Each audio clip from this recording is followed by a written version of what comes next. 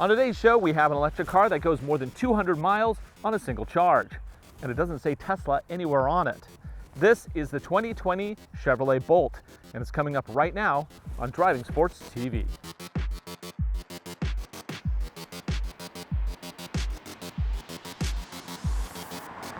When the Chevrolet Bolt EV arrived in 2017, it really didn't set the world on fire. You see, 2017 was also the year that the new Tesla Model 3 started shipping, and it simply stole the show. But is the Bolt EV really that bad? In this video, we're going to check it out. Up front, it has a permanent magnetic drive motor that produces 200 horsepower and 266 pound-feet of torque. Power is stored on a 947-pound lithium-ion battery pack with 288 cells. A 240-volt charger will completely fill it up in 9.5 hours. Range, 259 miles on a single charge. If you do need a quick fill, a level 3 DC fast charge will get you 90 miles in only 30 minutes. Opening the hatch reveals a small cargo area with 16.9 cubic feet available. Fold down the second row for up to 56.6 cubic feet. Beneath the false floor, there are some accessories and a level 1 charging cable. But given the size of the battery, a level 1 cable is really for emergency uses only.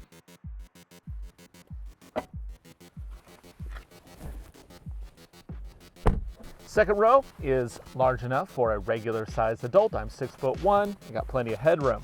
I also get fold down cup holders and armrest, as well as 2 USB charging sockets. Now the seat is not particularly comfortable, but at least I fit. The Bolt may have sparse accommodations for passengers, but luckily the driver won't have to put up with that. There are 2 trims available for 2020, the LT and Premier. Both are pretty well equipped. The model we're testing today is the Premier.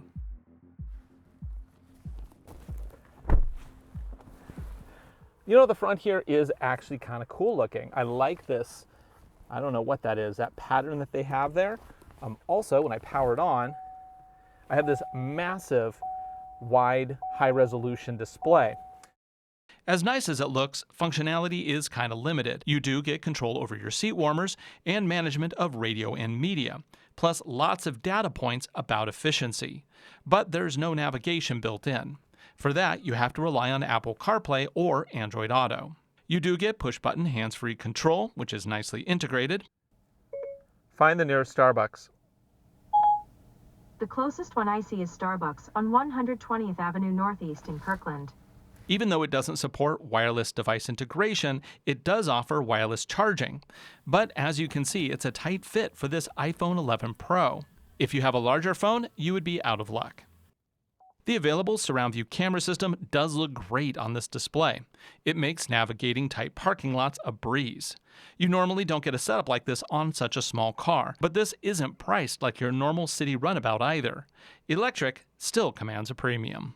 Price on this is $43,735. However, you probably will qualify for tax credits or rebates or something. So always do research before just going out and buying an electric car. The steering wheel is straight out of the Chevy parts bin. It's a nice wheel with leather wrap and lots of little control buttons, which is cool. I can go through and change this neat display. I kind of wish that they would change most of their vehicles to this display because it's colorful, it's high resolution, it really looks great, better than some of their other systems. And when you're buying a car that's like a futuristic electric car, then yeah, this is kind of the stuff you expect these days. You also get lane detection, we have collision mitigation, we have blind spot warning. It has the full meal deal in terms of active safety. And one thing they don't really think about in terms of safety is visibility. And cutting out right behind the A-pillar here really helps with visibility in the front. I also have great visibility all around. That C-pillar is a little on the large side, but that's what blind spot warning helps with. Now, you don't get something like a sunroof because you want to make these vehicles as light as possible. Lightness improves handling, it improves economy, and it improves performance. So they did everything they could to make this very light. And the downside of that is you get these seats, which are a little springy, and they just feel not very substantial. And that's, I think, my biggest complaint about this interior. Let's go ahead and go for a drive. In 2017, Tesla announced their new Model 3, which was going to be the affordable Tesla. Well, immediately I had a friend call me up and say, hey, I'm really interested in getting one of these Teslas, but I really can't wait a year, which is kind of how long people were expecting before it would be released. So I suggested what was then the brand new Chevy Bolt. Well, they actually went out and bought one of these. And my understanding is they've really enjoyed it. It has range, it has comfort, it has everything that they wanted in an electric car. And they weren't interested in the style cred that you get with a Tesla. They're very practical. And that is what the Bolt is. It's a very practical electric car. For 2020, Chevy has done very little with this car. What they have done is important though. They've increased the range, taking it from a 60 kilowatt hour battery pack up to a 66 kilowatt battery pack. So what that gains you is some extra miles. You're looking at now 259 up from 238. So why increase the range? Why now? 238 is quite good still by today's standards. Well, that's because Hyundai released the new Kona EV, and that one had 258 miles of range. So, of course, Chevy made this one 259.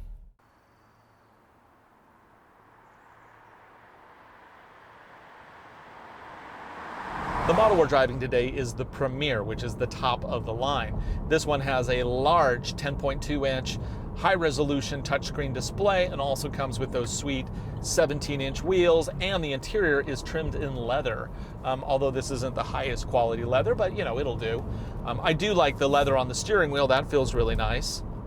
The shifter, it's a little funky. It kind of reminds me of BMW's iDrive, but it's not a deal killer for me. I like it much better than the shifter on the Toyota Prius. That little dorky thing, yeah, no, I hate that one. The head unit here shows you your efficiency over time. So it has some good green readouts, how much power you're using, how much power it's expect you're using, what's the flow. Let's look at the flow. Yeah, there's the flow. You can see how many battery packs we've used.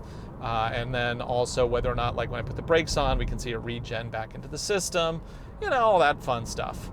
But there's very little down here that I don't already see up here. So I can then dedicate this instead to like Apple CarPlay.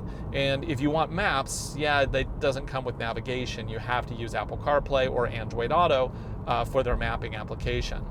But it is nicely integrated. You get hands-free on the steering wheel here. So it's a pretty seamless operation. The vehicle does, of course, also function as a 4G LTE hotspot. So if you have kids in the back that want to use their iPads, they can tap into the Wi-Fi without having to use your phone's Wi-Fi. Is that better than using your phone's Wi-Fi? No, I don't really get that personally, but it's a thing.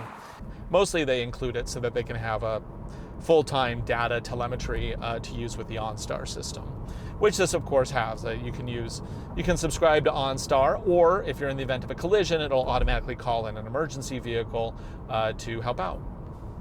Is that something you want? I don't know. I'm kind of here or there on it. Like all electric cars, this will regen when you put the brake on. That means it recaptures that energy. And the nice thing I can say about the brakes is that they feel like normal brakes. Earlier EVs and especially hybrids always had a really kind of a weird, mushy brake pedal. This one, yeah, you can hardly tell that it's doing regen. The only way I can really tell is up on the gauge cluster there, it says regen. Now for 43 grand and change, this has an odd mix of adaptive safety, but it's not unusual for Chevy, I guess. You do get collision mitigation, which you can adjust on the wheel here. You also get lane detection, which is good, but you don't get adaptive cruise control, which is especially funny because I can go to the gauge cluster here and it'll tell me exactly how much follow distance I have to the vehicle in front of me. Yet no adaptive cruise control. That seems like a weird oversight, especially when an entry-level Toyota Corolla comes with adaptive cruise control these days.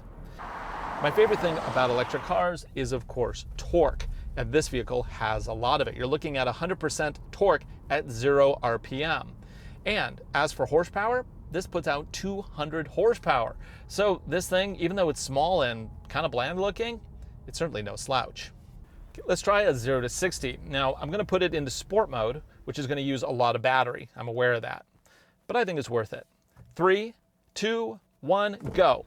Whoop, feel that torque right out of the gate.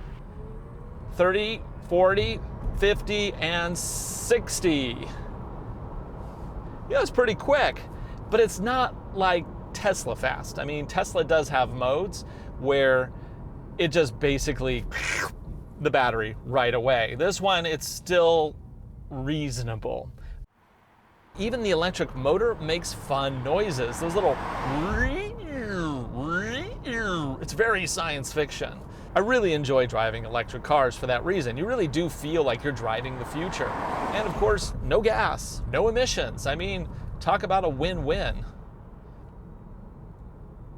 Now this is front-wheel drive. I know a lot of electric cars are rear-wheel drive or all-wheel drive as an option. What? This is still a lot of fun. Oh man, I am losing miles on this battery pack. For a car that looks like a toaster, this is actually pretty fun to drive. So would I buy one of these? Yeah, honestly, if I was looking for an electric car, like for my wife to have a runaround vehicle, if she liked it, I haven't honestly asked her. I don't know if she does like this car, but if she liked this, I would totally consider this. It's less pretentious than a Tesla. They also managed to put body panels on straight, which I think is a total win for the Chevy. Yeah, overall, this is a car that makes sense. It's quick, it's fun to drive, it's easy to see out of. You can definitely put like, you know, adults in the second row. The car goes a little bit smaller than some other cars in the class, but you do have that second row that you can put, you know, regular adults in.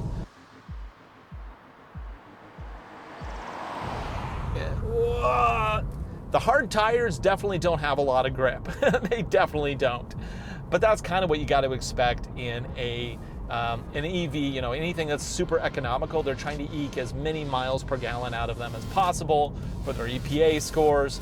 And well, yeah, you're going to get hard tires. So I would definitely, if I bought one of these, I would swap it out to some proper street tires immediately, because these things have very little grip.